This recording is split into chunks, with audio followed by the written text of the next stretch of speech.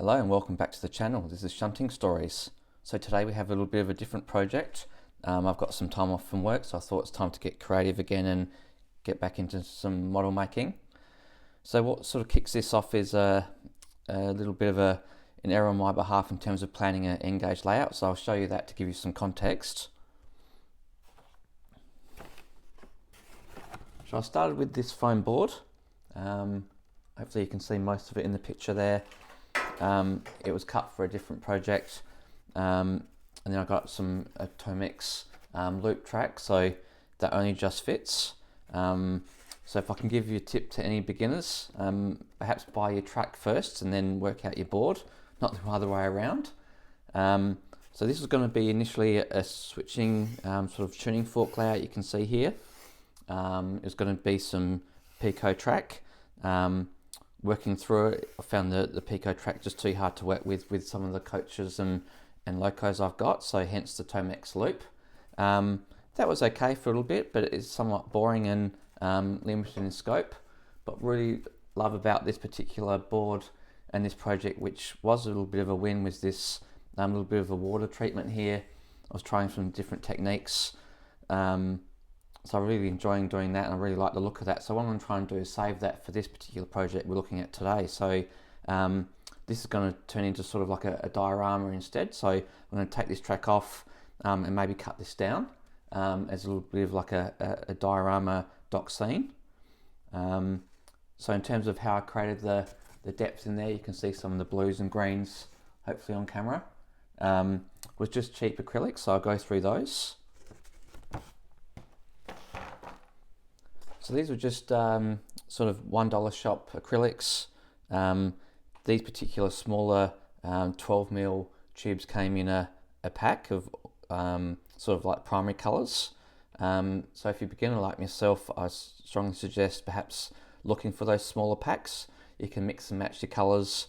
Then you can trial them on your projects in smaller portions and not have to outlay too much money on modelling paints. Get a feel for what greens and blues and different colours you like for your landscaping. So that worked out really well. Once I was happy with those, I bought bigger tubes for the project. One of them was this turquoise, which worked well for some of the water. So that's a 75mm, and that was $3.50 Australian for that one. So that will go a long way for dioramas and things rather than really expensive modelling paints. So that's my first tip for today. So going on to the actual project, this is my actual sort of workbench or desk. It's a Scandinavian sort of desk with some little drawers. This is where all the action happens. So in terms of the dock or diorama, we're going to look at using some old Hornby little wagons here.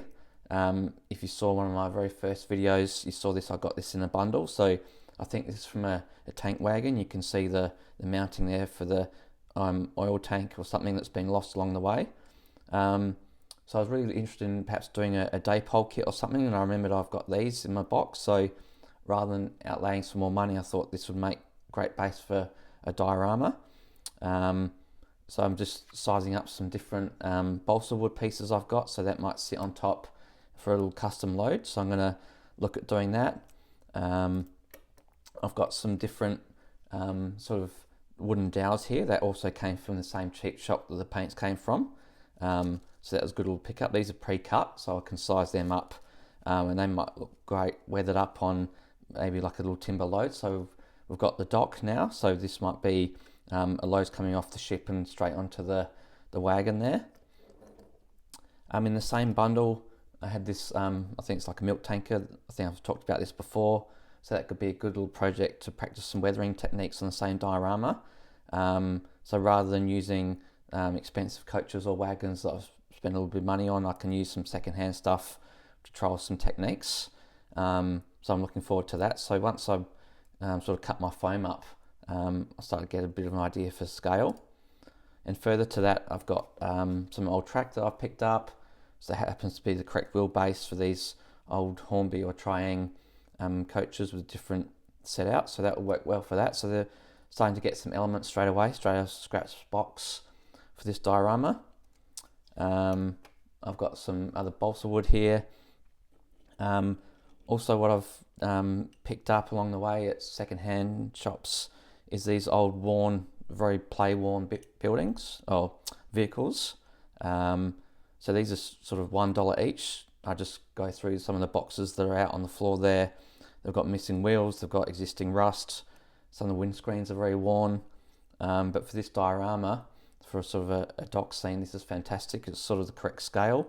I think this is an old Lenzi truck here, like a Mercedes truck, it says on the bottom there. So that's pretty cool. So that was $1. So straight away I'm looking at some custom loads to go with the timber theme, like a timber merchant or something like that. In the same box, also got this sort of army truck kind of style. So also play worn. This one's got all its wheels, and then also like an old tractor that I've started to try some weathering techniques. I put some a really dry brush silver metallic on that one, so that could be quite good. Perhaps I can find a little trailer or do a custom trailer to hold a load, so that's quite good, or might be in the background of the diorama. Further to that, different elements I've got in boxes. I got this sort of like balsa wood building from Temu. So given the same similar timber as the other elements, once I start to get some weathering techniques and paints on this, I think the diorama will start to come together really nicely. Keeping all the materials the same, it gives me a really good base to learn. So yeah, this looks not too bad a quality. I think this was about $4 plus postage, and it's 1:72, just a really simple shed.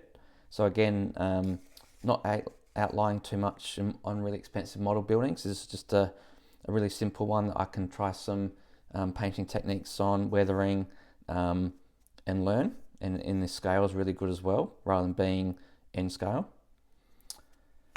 And further to that, going through my boxes, also on the Temu theme, I've got these little shrubs or tufts. These are quite good. I think these were $4. Got really nice variation in greens there, and they're self-adhesive, so they go straight on the layout.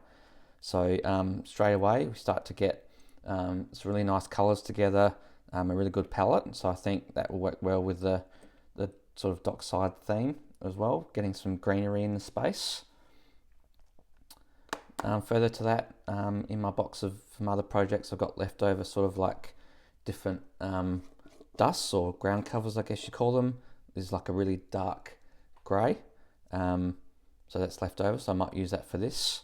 And also from that same cheap shop is this plastic container. So I'm not sure if I mentioned this before. These are fantastic to store leftover ground covers and landscaping materials, so they don't go to waste. They also stack really well, so in terms of storage, like myself, I've only got a small area. This is fantastic. And lastly, a couple of other little elements that I think might work well. So I've got some other like brighter green tufts, just gives us a contrast with some foliage.